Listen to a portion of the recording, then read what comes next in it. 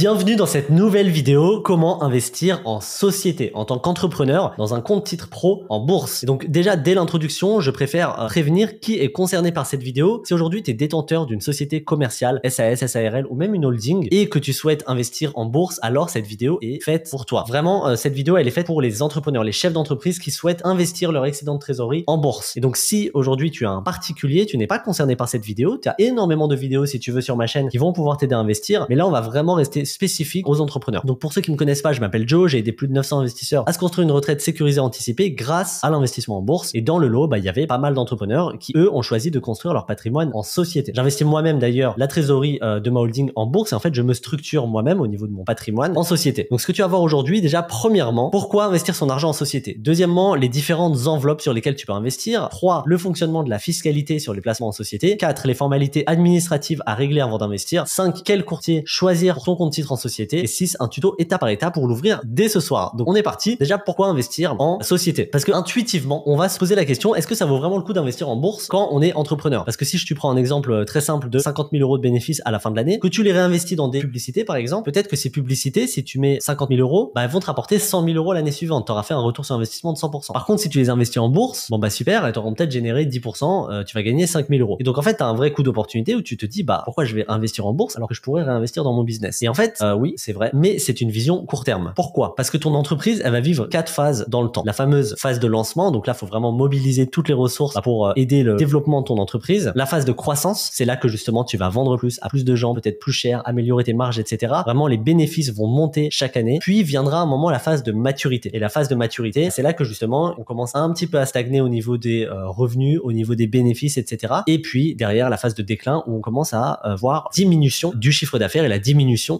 des bénéfices dans le temps. Et ça, c'est vraiment le schéma classique que suivent toutes les entreprises. Et l'erreur courante qui est faite par les entrepreneurs, c'est de se dire, au moment de la phase de déclin, quand on commence à s'en rendre compte, se dire, je gagne de moins en moins, il faudrait peut-être que je sécurise mon argent pour l'investir autre part, dans des actifs financiers ou dans de l'immobilier. Sauf que le problème, c'est que c'est déjà trop tard. En fait, il faut commencer à agir dès la phase de croissance. Dans la phase de croissance, c'est justement le meilleur moment parce que l'entreprise est en train d'exploser et donc le meilleur moment pour prendre une petite partie du cash et l'investir dans des actifs, par exemple, financiers en bourse. Et au fur et à mesure de cette phase de croissance, l'avantage, c'est qu'en fait, les revenus qui sont investis dans les actifs financiers, donc les revenus du capital, vont finalement se développer petit à petit et vont croître avec les intérêts composés pour que à la phase de maturité, voire déclin, et finalement, les revenus du capital qu'on aura investi en bourse remplacent, entre guillemets, les revenus qu'on est en train de perdre petit à petit avec notre activité. Donc, pour récapituler, dans la phase de lancement, tu dois vraiment réinvestir tout ce que tu gagnes dans ton entreprise pour la faire décoller. Dans la phase de croissance, il faut déjà commencer à sauvegarder ce que tu gagnes en épargnant, une petite partie pour l'investissement. Dans la phase de maturité, justement, ce que tu as commencé à épargner, ça commence petit à petit à remplacer tes revenus d'activité. Et dans la phase de déclin, en fait, tes revenus du capital, ils auront remplacé ton activité et donc tu deviens véritablement indépendant. Donc si tu n'alloues pas, attention, parce que si tu n'alloues pas une partie de ton capital dès maintenant sur d'autres investissements, tu vas perdre en fait des années de travail parce qu'au moment du déclin, ça sera déjà trop tard pour penser à tout ça. Donc c'est quoi les 3 piliers d'investissement de sa trésorerie? Le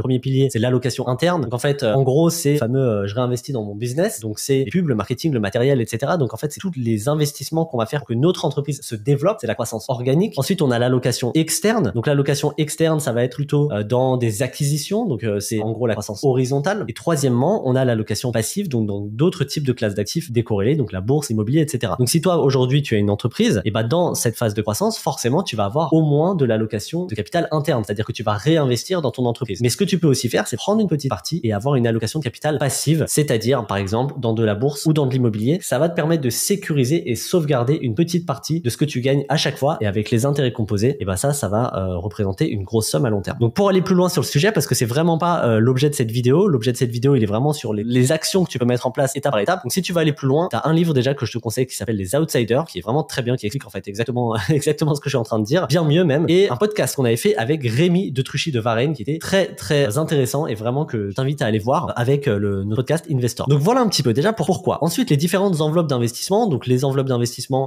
déjà la première chose à savoir, c'est que le PEA est réservé aux personnes physiques, donc il n'y a pas de PEA en société. Ensuite, en gros, on a quoi? On a les contrats de capitalisation, donc ça c'est des équivalents d'assurance vie, on va dire, si vraiment on devait trouver un équivalent, mais en société. Donc c'est une enveloppe où tu peux placer différentes classes d'actifs, des fonds euros, des actions, des obligations, des ETF, etc. Il y a une fiscalité qui est avantageuse, ça dépend, mais là, à l'heure où je tourne cette vidéo, la fiscalité reste avantageuse. Il faudrait une vidéo complète en fait pour vraiment, mais n'hésite pas à pousser le sujet sur les contrats de capitalisation. Et par contre, le problème c'est pareil qu'avec les assurances vie, c'est-à-dire qu'il y a des frais en fait supplémentaires un petit peu cachés, et puis le rendement, il est difficile à estimer parce qu'il est totalement variable variable, le rendement des fonds euros, c'est pas du tout le même que le rendement des actions. Même si le rendement, il faut toujours le compter net de frais. C'est très important. C'est pour ça qu'en fait, c'est pas toujours très avantageux d'aller dans des assurances vie en tant que particulier ou des contrats de capitalisation en société. Ensuite, deuxièmement, il y a le compte à terme. Donc, c'est vraiment l'équivalent, on va dire, du livret A pour les particuliers. Donc, c'est une épargne avec un rendement supérieur au compte classique. Au moment où je tourne cette vidéo, le rendement, il est à peu près de 3,5% par an pour le compte à terme. Et ensuite, on va avoir le compte titre entreprise. Donc, c'est ce dont on va parler dans cette vidéo. Donc, en fait, c'est la même chose que pour une personne physique. Quand tu veux commencer à investir en bourse, tu vas ouvrir un compte titre sur une plateforme d'investissement. Et en fait, en entreprise, c'est exactement la même chose. Et donc, en fait, c'est une enveloppe où tu peux placer différentes classes d'actifs, des actions, des obligations, des ETF, etc. T'as pas de frais annexes. Alors, on va parler de ça tout à l'heure en choisissant évidemment les bons courtiers. Et au niveau du rendement, il est variable. J'ai mis 8-12% par an. Ça peut évidemment être beaucoup moins. Ça peut aussi être beaucoup plus. Donc, évidemment, c'est totalement variable. 8-12, en gros, c'est le rendement moyen du marché depuis maintenant des années. Donc, en fonction des études, ça varie un petit peu. Donc, j'ai pris une moyenne comme ça, juste pour que tu aies à peu près une idée de à combien est placé ton argent. Et quatrièmement, tu as plein d'autres possibilités d'investissement. Donc, évidemment, tu as des SCPI en usufruit, tu as du private equity, tu as du crowdfunding. Il y a plein de belles choses à faire pour structurer ton patrimoine en société. Et comme d'habitude, évidemment, il faut bien penser à diversifier, à décorréler les risques, à décentraliser en fait les risques qui sont spécifiques à chaque fois. Et donc, pour ça, tu as vraiment plein de possibilités. Donc, n'hésite pas à, pareil, tout explorer, entre guillemets, pour vraiment trouver un patrimoine qui te ressemble toi. Comment marche la fiscalité du compte titre concrètement? Donc, je précise en gros disclaimer que je récapitule les bases fiscales, mais pour les questions complexes concernant les sociétés, il est vraiment préférable de consulter un spécialiste. Donc, en l'occurrence, un fiscaliste. Tu peux aussi consulter un notaire s'il est vraiment très bon sur le sujet et qu'il est calé. Mais je suis pas du tout un fiscaliste. Donc, je vais vraiment te résumer les bases, mais ça reste des bases. Et ça, je tiens vraiment à le préciser. Donc, la première chose, c'est que pour le compte titre, donc le compte titre, vraiment le compte pour investir en bourse, la différence entre une personne physique et une personne morale, la première des différences, c'est que en personne physique, tu es imposé sur les plus-values actives, c'est-à-dire les plus-values réalisées. Donc, à partir du moment, si tu as investi par exemple 100 euros et qu'aujourd'hui ces 100 euros valent 200 euros, et en fait, si t'as pas vendu, tu payes pas d'impôts. Et tu vas payer des impôts peut-être au moment où tu vas revendre et ça vaudra peut-être 500 euros. À ce moment-là, tu payerais des impôts. En société, c'est différent. Tu es imposé sur les plus-values qui sont latentes ou qui sont réalisées. Mais en tout cas, ce que va regarder en gros le comptable, c'est que au début de l'année, tes actifs valent par exemple 15 000 euros. À la fin de l'année, ils valent 25 000. Et en fait, tu vas devoir payer des impôts sur ces 10 000 de différence, même si tu n'as pas vendu. Et donc ça, il faut savoir que ça vient quand même affecter les intérêts composés. Ensuite, en personne physique, tu payes la flat tax. Alors, tu as la possibilité de passer au barème progressif, etc. Mais globalement, on va faire très simple. Dans la majorité des cas, tu vas payer la flat tax, c'est-à-dire 12,8% d'impôts, 17,2% de prélèvements sociaux. En personne morale, tu vas payer l'IS, donc l'impôt sur les sociétés, ça parle, j'imagine. Et donc, tu payes, pour rappel, pour l'IS, 15% d'IS jusqu'à 42 500 euros de bénéfices et 25% d'IS au-delà. Donc, par exemple, dans le cas où tu as mis 15 000 euros et qu'à la fin de l'année, ça vaut 25 000 euros, tu vas payer de l'impôt sur les sociétés sur 10 000 euros. Ça, c'est la première des choses. Ensuite, il y a vraiment plein de possibilités et c'est très compliqué de vraiment toutes les explorer. Donc, encore une fois, j'aimerais te donner un aperçu global, mais évidemment, ça va vraiment dépendre de chaque situation. Mais la première des choses, c'est que tu investis à partir de tes bénéfices nets. D'accord? Donc ça, c'est une idée reçue. Je m'attendais pas du tout à ça. Et en fait, quand j'ai discuté avec beaucoup d'entrepreneurs, j'avais pas anticipé que ça allait être une croyance, entre guillemets, que investir son argent allait déduire, allait être considéré, entre guillemets, comme des charges pour sa société. Donc, ce qui va se passer, c'est que tu as ton chiffre d'affaires. Imaginons qu'il soit de 500 000 euros. Tu vas avoir 400 000 euros de charges, enfin, un peu moins de 400 000, imaginons 300 000 euros de charges. Ensuite, tu vas payer tes impôts. Et une fois que tu as payé tes impôts, donc sur l'IS, sur les sociétés, et seulement à ce moment-là, tu vas pouvoir investir cet argent, les fameux bénéfices nets, vraiment bénéfices nets d'impôts. À partir du moment où tu as ces 100 000 euros, soit tu les reprends en perso, donc dans le cas d'une SAS par exemple, tu les reprends en dividende et là tu payes 30% de flat tax, par exemple, soit tu les réinvestis direct. Et donc, ce que ça veut dire, c'est qu'en fait, si tu les reprends en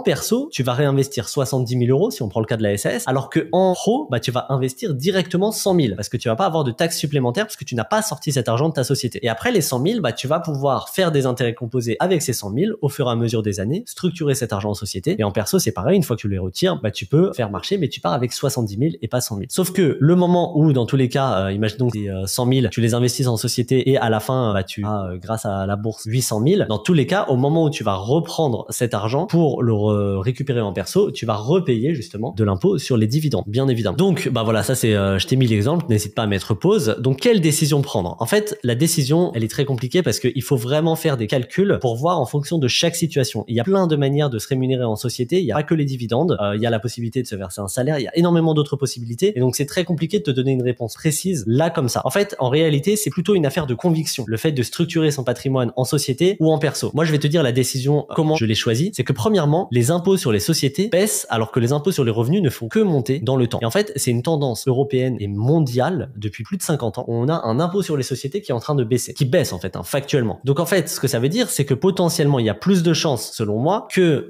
les impôts sur les sociétés continuent de baisser, c'est-à-dire qu'il y a de plus en plus d'avantages à structurer son patrimoine en société, alors que les impôts sur le revenu, eux, par contre, ne feront que monter. Donc ça, c'est la première des choses. La deuxième des choses, c'est que l'investissement en société permet d'avoir du cash liquide et disponible. Et donc, en fait, si tu as des opportunités d'investissement, par exemple dans du private equity, que tu as la possibilité d'investir dans la société de quelqu'un que tu connais, etc., au moins, tu as ton cash qui est directement là en société et tu as la possibilité d'agir. Parce que la bourse, c'est vachement liquide. Même si, évidemment, on investit sur du long terme, on déconseille de retirer son argent un peu n'importe comment. Tu en as la possibilité, en tout cas. Et c'est quelque chose qui est possible. Et donc, au moins, tu as ce cash qui est disponible et qui reste en société. Et après, comme je disais, c'est vraiment une affaire de conviction, c'est-à-dire comment tu veux structurer ton patrimoine. Et ça, en fait, n'importe quel calcul mathématique ne pourra pas contrer la conviction. Il y a des gens où, en fait, en faisant le calcul, ça vaut beaucoup plus le coup de le structurer en société, mais ils préfèrent avoir ce patrimoine en perso. Il y a des gens, c'est l'inverse. Et donc voilà, ça c'est aussi une affaire de conviction. Moi, en tout cas, je suis là pour te parler si jamais tu souhaites structurer ton patrimoine en société. Ensuite, là, je vais en fait vraiment rentrer dans le vif du sujet. C'est-à-dire que là, à partir de maintenant, je pars du principe que tu as envie de structurer ton patrimoine en société et tu as envie d'ouvrir ton compte titre maintenant. Ça fait 15 minutes que tu regardes cette vidéo et donc tu te dis,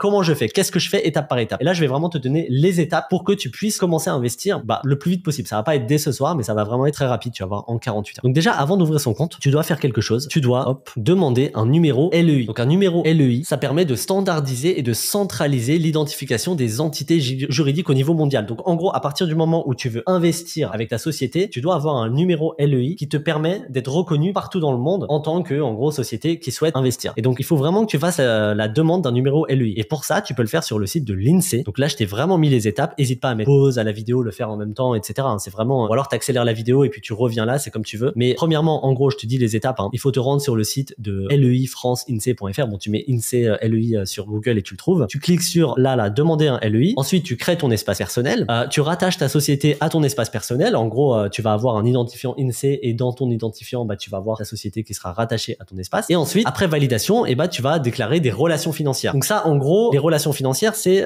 est-ce que tu as des sociétés qui possèdent ta société? Si par exemple, tu investis avec ta société fille et que tu as une société mère qui possède cette société, tu vas devoir le déclarer. C'est vraiment des banalités, entre guillemets, c'est juste qu'il faut faire les choses dans les règles. Et cinquièmement, il va falloir payer la certification donc pour avoir le numéro LEI. La certification, elle coûte 120 € pour information et le renouvellement, il est à faire tous les ans et il coûte 50 €. Okay, et il faut 48 heures pour que la certification soit valide. Donc moi, je te dis 48 heures parce que c'est moi ce que j'ai eu. C'est-à-dire qu'en 24 heures, j'ai eu un numéro. Le numéro était pas enregistré partout et en fait, en 48 heures, c'était réglé. Donc voilà. Après, ça peut prendre un peu plus de temps, mais n'hésite pas à relancer l'INSEE. Moi, je les ai bombardés quand j'ai vu que ça marchait pas exactement, mais en fait, en 48 heures, c'est réglé. Donc voilà un petit peu pour le numéro LEI. Maintenant, quel courtier choisir? En fait, pour choisir un courtier, déjà, où est-ce que tu peux ouvrir un courtier? T'as vraiment plein de possibilités. T'as Interactive Brokers, Shares, qui a ouvert d'ailleurs très récemment son compte titre en société. Tu vas avoir Saxo, donc Saxo Bank, Fortuneo et Bourse Direct. Mais là, je t'en ai cité vraiment quelques-uns. Évidemment, t'as je dirais pas une infinité de possibilités, mais t'auras quelques possibilités. Mais je t'ai cité vraiment les principaux. Maintenant, c'est quoi les critères pour choisir un bon courtier? Parce qu'en fait, quand on parle de structurer son patrimoine, c'est très important déjà d'avoir des critères de sécurité, de pas perdre son argent, et des critères de facilité. Parce qu'en fait, c'est peut-être pas ta compétence primaire d'investir en bourse, et peut-être que justement, c'est vraiment de l'allocation de capital passive, et t'as pas forcément envie de passer de plus de temps. Donc, c'est quoi les 3 bons critères pour choisir un bon courtier? Le premier critère pour moi, c'est la réglementation. C'est la base. Un bon courtier, ça doit être un courtier qui est réglementé en France et qui suit vraiment toutes les réglementations en vigueur. Et dans les réglementations, j'inclus évidemment les garanties. Deuxièmement, les frais, ils doivent être attractifs. En fait, vraiment, les frais, c'est le nerf de la guerre en investissement. La première des choses à optimiser, avant même d'essayer de trouver les pépites, d'essayer d'investir dans les meilleures actions, les meilleurs ETF, etc. La première des choses, c'est de se dire, déjà combien je paye à chaque fois que je passe un ordre. Est-ce que j'ai des frais de gestion? Combien coûtent mes frais de gestion? Est-ce que j'ai d'autres frais un petit peu cachés? Des frais de sortie, des choses comme ça. Et donc les frais, déjà, ils doivent être attractifs. Et aujourd'hui, on a de la chance parce qu'on a des frais attractifs vraiment chez beaucoup de courtiers. Donc privilégiez des courtiers avec le moins de frais annexes, donc garde, gestion, retrait, etc. possible, et des frais bas pour les frais de courtage. En fait, c'est des choses auxquelles on pense pas forcément parce qu'en particulier, on investit souvent dans des nouvelles plateformes d'investissement et donc on oublie que ça marche comme ça. Mais en société, c'est moins le cas et en fait, il faut se rendre compte que quand tu vas investir sur d'autres places de marché, tu vas vraiment payer des frais supplémentaires qui parfois peuvent être, selon moi en tout cas, abusifs. Et là, je pense notamment aux courtiers français qui facturent des frais très chers, aux courtiers français traditionnels qui ont facturé des frais très chers sur par exemple les places de marché américaines, asiatiques, etc. Et troisièmement, ça doit être un courtier accessible. Et ça, c'est ce que je disais, l'investissement passif doit toujours rester simple avec une interface qui est accessible et lisible, surtout si tu es débutant. Donc voilà un petit peu pour les courtiers. Et selon moi, le courtier idéal aujourd'hui pour se lancer, clairement, c'est Shares. Donc Shares, c'est quoi? C'est un courtier qui est français, réglementé en France et qui permet d'investir sa trésorerie simplement en bourse et en crypto. Avant de continuer, je tiens à préciser que je suis ambassadeur de Shares. D'accord? Je tiens aussi à préciser que j'ai refusé tout partenariat avec n'importe quel courtier. En 2 ans et demi, je me suis lancé avec Shares parce que justement, je crois intrinsèquement que Shares est la meilleure solution d'investissement d'investissement. Et le fait qu'ils aient lancé le courtier en société, pour moi, c'est vraiment une excellente nouvelle. Et je vais préciser vraiment les avantages, les inconvénients, les frais, les réglementations, les garanties. Je vais tout te préciser pour que tu puisses prendre la meilleure décision d'investissement pour toi. Les avantages et les inconvénients. Déjà, premièrement, l'avantage, c'est l'interface. L'interface, bon bah là, vraiment n'importe qui peut absolument comprendre ça. C'est-à-dire que quand tu vas sur une action, tu peux l'acheter, tu peux créer un plan pour faire en sorte de l'acheter chaque mois. Et c'est aussi simple que ça. Tu peux vraiment investir en 3 clics. Du coup, j'ai testé, j'ai lancé l'application. On peut vraiment faire 3 clics, suivre ton portefeuille simplement. Et pour de l'allocation de capital passive, bah pour moi, c'est la meilleure chose à faire. Deuxièmement, il y a une transparence des frais. Il n'y a pas de frais cachés sur Shares. En fait, c'est très simple. Tu payes à des frais de courtage. Donc, au moment où tu vas acheter ton action, tu vas payer 1 euro. Troisièmement, le courtier est réglementé en France. En fait, c'est un courtier français qui est réglementé en France, qui est PSI et PSAN. Quatrièmement, ce qui est cool, c'est l'approche sociale. Alors là, c'est la première fois que ça se fait. Donc, en fait, tu peux suivre les investissements de tes amis ou d'autres investisseurs sur l'app. Donc, en gros, si par exemple, tu sais pas du tout dans quoi investir, Shares a ce qu'ils appellent des premium investors, dont je fais partie, qui documentent en gros ce qu'ils font, pourquoi j'investis là-dedans, pourquoi je fais pas ça, etc. Moi, entre nous, je t'invite à ne pas faire de copier-coller parce que c'est la pire chose à faire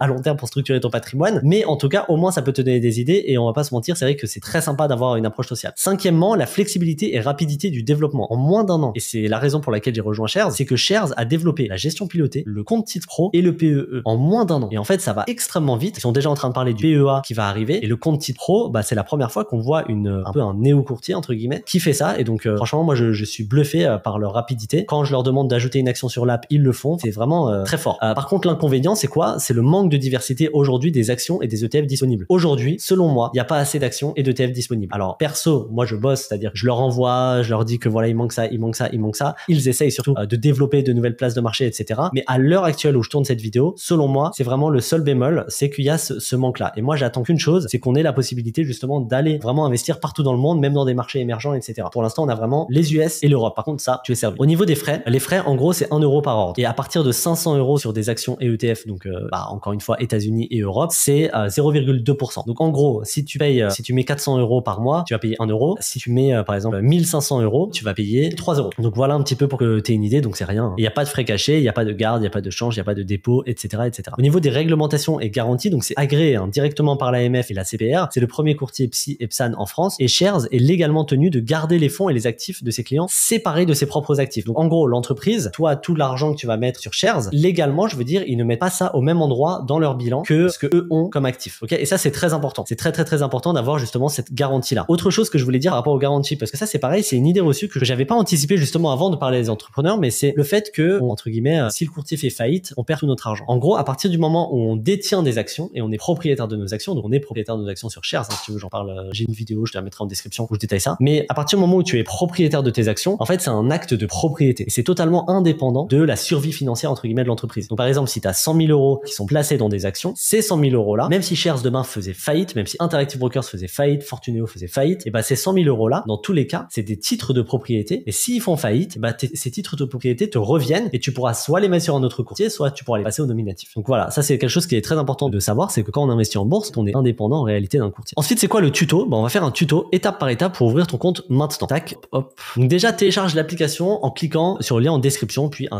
clic sur s'inscrire. Alors, le lien en description, en gros, c'est un lien affilié, c'est-à-dire que moi, je reçois une commission qui me permet de me rémunérer pour mon travail. Si tu passes par ce lien, t'es pas obligé de passer par ce lien si t'en as pas envie. Tu peux juste télécharger app Shares et ensuite t'inscrire. Au moment de t'inscrire, tu vas pouvoir choisir compte personnel ou professionnel. Là, on parle uniquement de compte professionnel. Ensuite, renseigne tes informations importantes, téléphone, mot de passe, etc., etc., etc. Puis ensuite, trouve ta société et confirme toutes les informations. Donc, tu vas voir qu'ils vont te demander 2-3 petits trucs de confirmation par rapport à ta société. Derrière, bah, réponds aux petites questions complémentaires. Donc, quelle est l'estimation des revenus? Donc, c'est des questions en fait légales. Hein. Puis, télécharge tes documents. Donc, pense-y tout de suite. Comme ça, c'est réglé. Donc, un relevé bancaire de ta société et déclaration fiscale. Donc, en fait, ça, c'est un truc que je voulais dire. Si t'as pas de déclaration fiscale, tu peux publier un bilan prévisionnel. Ok? Donc, en fait, c'est très simple. Ça, tu peux le demander auprès de ton comptable ou t'en as peut-être déjà un. Derrière, télécharge une pièce d'identité et voilà, confirme ton identité. Crée ton profil. Tu vois, moi, ça, c'est mon profil sur Shares. Hein. Si tu veux, tu peux venir me suivre et m'envoyer même un message, nom d'utilisateur, photo, etc. Et puis, fais un dépôt sur la plateforme. Donc, ça, c'est très facile. Tu peux faire par carte bancaire, par RIB, etc. C'est très classique. Ça se fait très vite. Et après, bah, commence à investir. Et c'est aussi simple que ça. C'est-à-dire que après, bah, t'as simplement à aller rechercher sur l'app les actions que tu veux acheter et tu peux commencer à investir. Donc voilà, pour récapituler, si tu souhaites structurer ton patrimoine en société, t'as vraiment plein de possibilités. Là, on a parlé aujourd'hui du compte titre pro. Moi, c'est là où j'investis ma trésorerie. C'est ce qui permet d'investir en bourse à partir de ta société. Et pour ouvrir ton compte titre pro, tu peux le faire sur différents courtiers. Moi, j'ai choisi Shares. Je t'ai montré le tuto étape par étape pour le faire. Si tu souhaites le faire, tu peux télécharger en cliquant sur le lien qui est dans la description. Et si tu as la moindre question, bah, n'hésite pas à laisser un commentaire commentaire et je ferai en sorte d'y répondre. On se dit à très vite. Ciao.